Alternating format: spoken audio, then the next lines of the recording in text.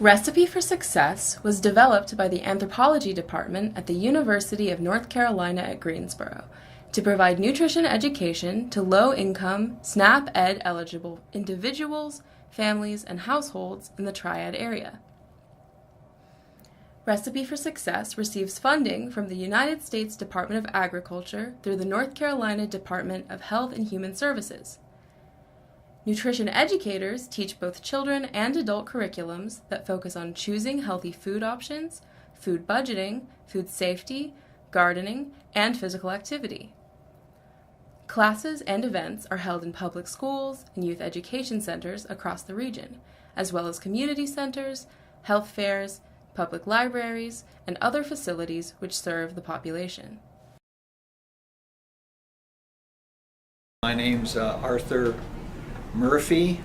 I have a PhD in anthropology. I teach at the University of North Carolina at Greensboro.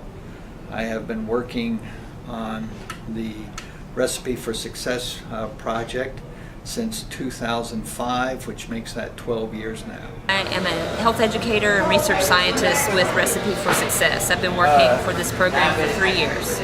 I'm Miranda Preddy. I'm a senior at UNCG and I'm majoring in anthropology. I've been working for Recipe for Success since last May as a student research assistant. Hi, my name is Caitlin. I am an anthropology major at UNCG. I'm also a student research assistant for Recipe for Success.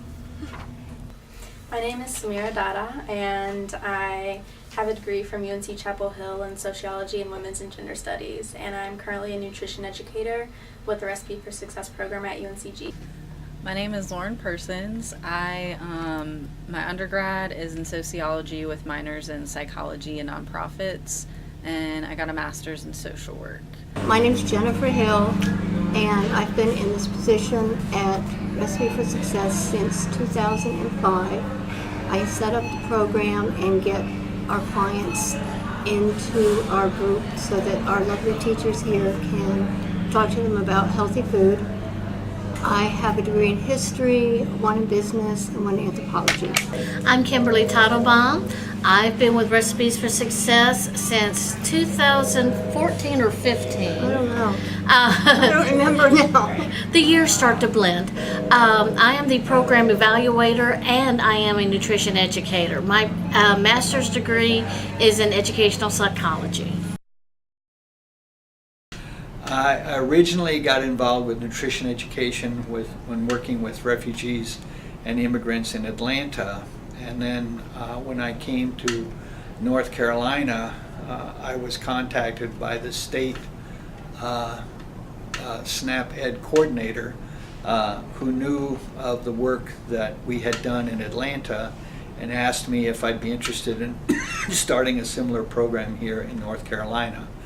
And I decided that it would be a good idea, so we went forward. I was interested in helping communities that have health disparities, groups of people that are more at risk for certain health conditions than other people. And we see it especially in low-income communities. And Recipe for Success directly targets people who are struggling to get access to food, purchase food.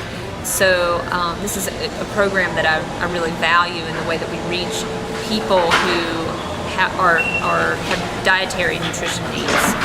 Food insecurity is a big issue, especially in the Greensboro High Point area. So I thought it was a great way to become a part of the community and help out in a way that I'm able to offer like that. So I personally have never experienced any of these sorts of problems, and I wanted to understand more about what people go through and how I can actually help them. Just from personal experience with food insecurity, just knowing that folks who experience that don't necessarily have access to nutritional education or affordable nutrition. Just that personal experience and knowledge of those things made me really start to care about trying to change that pattern. So I got involved with nutrition education and food deserts, et cetera, just because I saw it was a great need, and it's in my mind like a really meaningful and impactful way to get involved with people. And I mean, everybody needs to eat, obviously, but it's also like a very nourishing thing. There's a lot of, meaning behind food culturally, and it's just like, in my mind, a great way to connect with other people, and it's important that people eat and eat nutritiously. Well, I can answer sort of from my family point of view. My father became a diabetic when I was about maybe 8 or 9 years old, and my mother shifted the way we ate to accommodate Daddy. We all went on to the diabetic diet, and I can remember my father complaining so bitterly over why he had to eat what he had to, and the cost of eating healthy in many ways. And maybe my father had been raised in poverty during the Great Depression, so he kind of made it to the top of the pyramid, and suddenly he couldn't eat steak anymore or lobster, or he couldn't eat it like he used to could. So it had to change his eating habits. And I just remember what a loop that threw him through. And if he could do that for someone who was fairly economically well off, what kind of a blow does it deal with someone who doesn't have the resources? And I did, because I realized what an impact food has on anyone's life at any age. Little kids have to have good nutrition from birth to age 2, or they will never develop mentally. I realized that adults who eat poorly due to lack of resources, money, transportation, the neighborhoods they live in, they just end up with more diseases, and that ends up with more marginalized people in America. And it's horrible to be hungry. You can't think of anything else when you're hungry. You can't do schoolwork, you can't work. You're just always thinking about your stomach growling. Yeah. And that just prevents people from being who they really can be.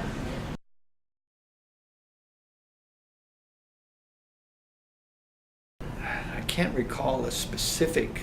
I do recall that there have been several times when clients have thanked us for what we've been doing. In particular, I recall getting feedback from clients when we took them, particularly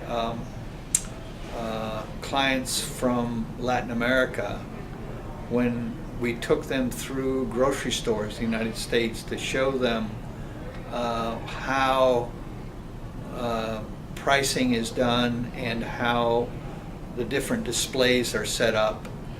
Because many of them come from areas where they will go to a local market, and they might have 100 different types of chiles, but they won't have 5 different kinds of onions to choose from, or 6 different kinds of bell peppers. And so showing them those differences, they really appreciate that. And that was really inspiring and helped us move forward.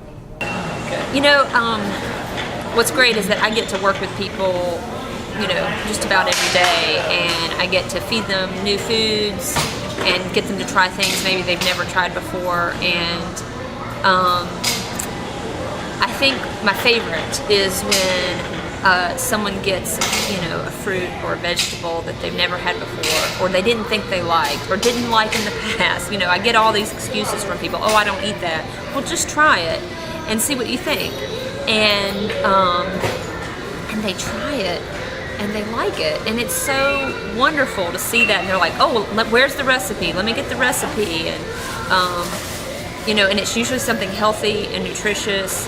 And in that way, I hope in a small way, I'm helping them eat a little healthier, I guess. A few months ago, and we still work with this group, but we work with a group of people who, it's a drug and alcohol or substance abuse facility where people actually live there. It's like a house, and they live there and receive, different kind of like group therapy sort of things, and a lot of like holistic healing based stuff. And we'll come in, we as in Recipe for Success will come in every maybe like once a year, twice a year, and do nutrition education. And I was trying to pilot the program like the food and mood curriculum, and like so we're talking a lot about food and how it impacts like your not only like your emotional well-being, but also like for them specifically their recovery, in the sense of like a lot of people who formerly had substance abuse issues, when they are in treatment or after treatment, they have like, you know, still issues with like caffeine or like cigarettes, or like they still have, you know, health related so anyway, so they're a lot of the people there were really hard on themselves about food. Like they were like, I'm really trying to eat, but like, you know, I just eat well, but I have like all these barriers. Like I either like it's just, you know, hard for me to afford healthy foods, or it's hard for me to exercise, blah blah blah.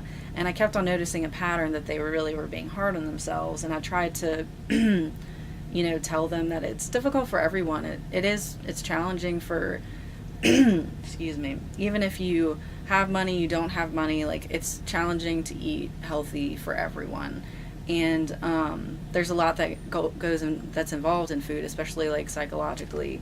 And so there was a moment like after class where I was like talking to one of the participants, and like she was like in tears, like thanking me, and like I was in tears as well, like just like how important it was for her to like, you know, get information about nutrition and like easy practical ways to incorporate healthy eating into her life, but also just to get the emotional support that like it is a difficult thing, and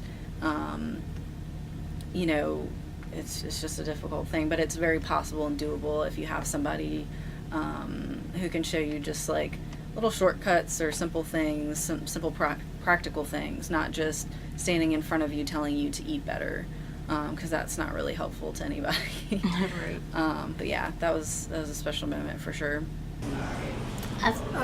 Kathleen at one of our client agencies really got the fact that portion sizes weren't what was being served in a restaurant. She thought that the really big sandwiches were what she should eat. And once that mental click went on her head in one of our classes, you could just see the light bulb go off. And she talks about it all the time, about how we helped her understand how she doesn't have to eat everything on a plate in a restaurant. That was a big feedback for us. For me, I had one last night. I had a parent tell me that she's never been a breakfast eater, and so she didn't force her kids to eat breakfast. But since I did a class a couple of weeks ago on quick and easy egg dishes that can be done even on a school morning when you only have about 7 minutes, she says her 10-year-old daughter is making breakfast for them about 3 days a week. They're actually eating. This mother-daughter team has gone from never eating breakfast to eating breakfast at least 3 days a week, and she says her daughter's grades she thinks are improving.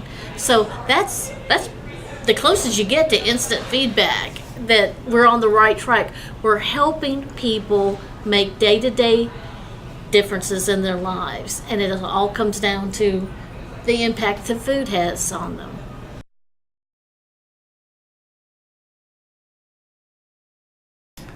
How it's made me much busier. It's made me more aware of food and nutrition. It's made me think more about things when I go into the grocery store about what I'm buying, and it's also helped me get into closer contact with people who are of an income level that we at the university often talk about but don't often have direct contact with, which I think has been good. I'm really lucky. I get to do what I love. I love my job. I love meeting new people and working with people and giving them new ideas and helping them maintain their lifestyle goals or whatever. I think that the way that this job has impacted my life is that I am is how the people impact me. I just feel so fortunate to get to work with so many good people who are excited to see me when I come and do a tasting or get to try new food. That's the best part about my job is just working with people.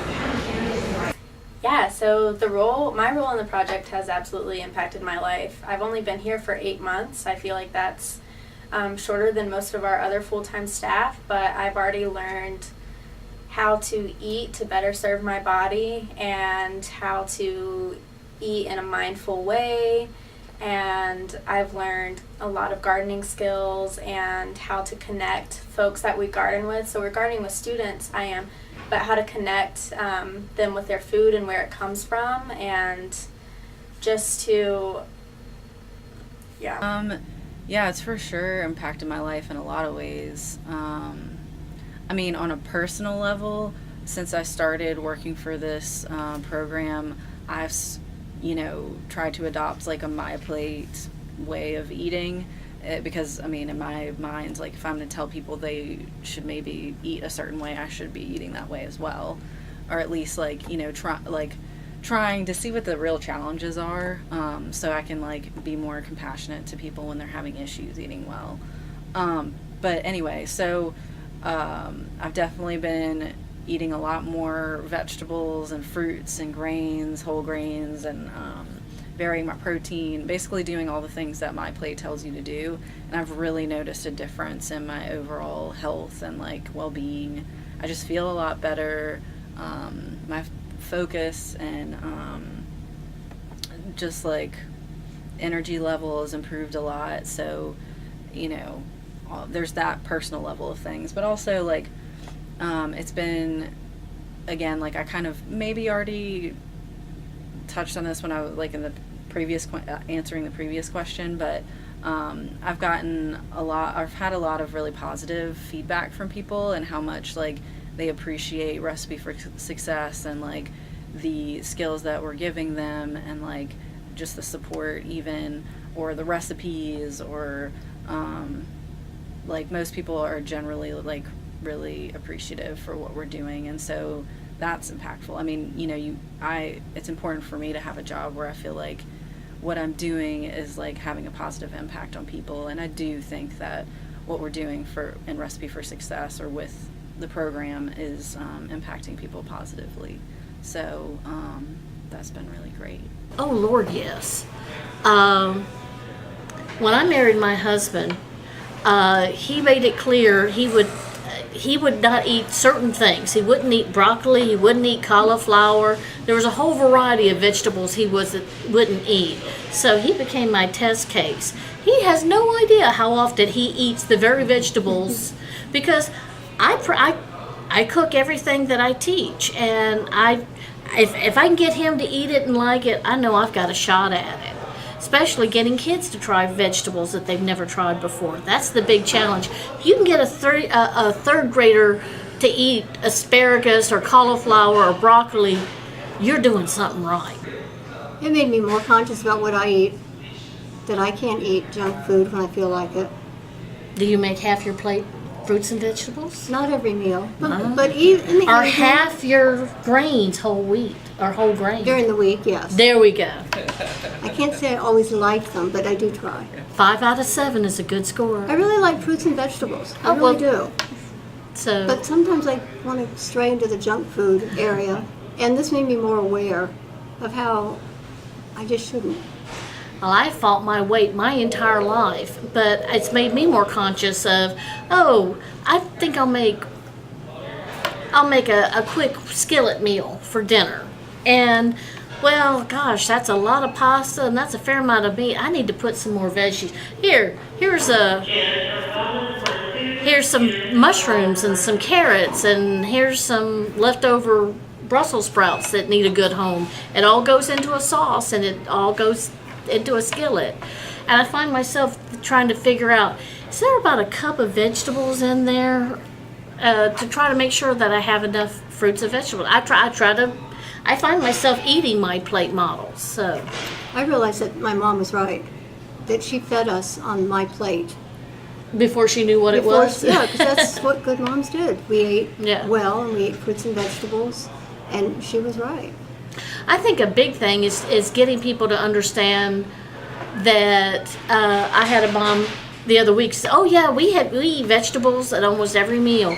Lima beans, peas, carrots. I said, so far you've mentioned potatoes, corn. I said, they're all starches. What about other vegetables? She goes, what other vegetables?